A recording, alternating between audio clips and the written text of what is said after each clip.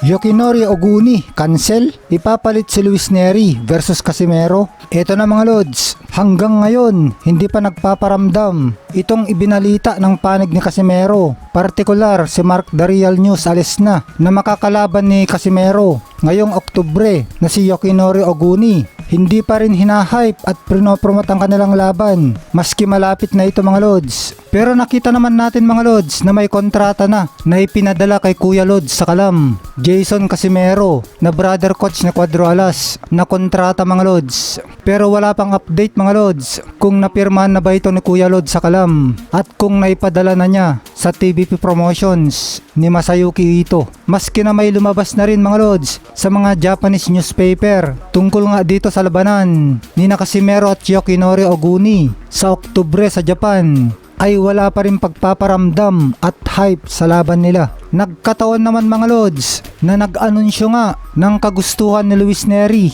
na lumaban kay Casimero sa pagtatapos ng taong ito. Alam naman natin mga lods na itong si Luis Neri ay may pangalan at siya ay top contender ng Super Bantamweight Division. Kilala sa Amerika mga lods, kaya malaking laban ito kung si Luis Neri ang makakalaban ni Casimero. At dati pang sinabi ng mga Japanese promoters ni Casimero mga lods na target nilang sunod na makalaban ni Casimero ay sina Luis Neri, Stephen Fulton, Rice Alim at Naoya Inoue. Kasi mga malalaking laban ito mga lods. Kaya dahil nga nagpayag itong si Luis Neri mga lods ng kagustuhan na makipaglaban kay Casimero, at hanggang ngayon ay wala pa ring official announcement ng mga Japanese promoters sa labanan ni Casimero at Oguni, ay lumabas sa mga haka-haka ng mga Pinoy boxing fans mga lods, lalo na ang mga fans ni Cuadro Alas, na baka cancel na nga itong si Oguni at ipinalit na si Luis Pantera Neri bilang sunod na makakalaban ni Cuadro Alas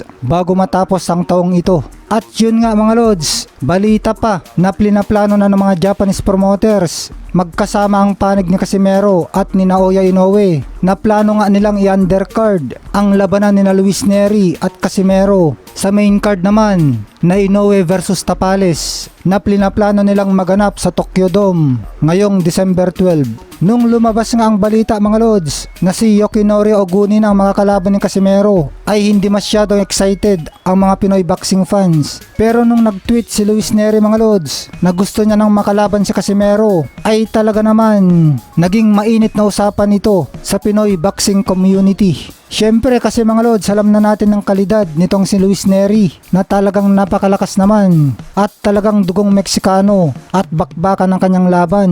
Gusto niya agad i-knock out ang kanyang kalaban. Nakaparehas naman ni Casimero mga lods, kaya asahan natin na kapag nagsalpukan sila ay siguradong may babagsak sa kanila at matatapos ito sa isang brutal na knockout. Kaya naman mga lods, malaking laban kapag si Luis Neri at Casimero ang maglalaban, lalo na sa Japan dahil kilala silang dalawa. Sinasabi nga nila mga lods na mas tatangkilikin pa itong Casimero versus Luis Neri kaysa kina Tapales at Inoue. Dahil sa laban ni Inoue at Tapales mga lods ay alam na ng mga tao na walang panama si Tapales kay Inoue, kaya hindi na to exciting para sa kanila. Kaya nga mga lods, sinabi na ni Naoya Inoue na kahit makuha niya lahat ang 4 na major belt at maging undisputed siya sa Super Bantamweight Division at matalo nga niya itong si Tapales, ay mananatili pa rin siya sa Super Bantamweight Division at kakalabanin ang pinakamalulupit sa Super Bantamweight Division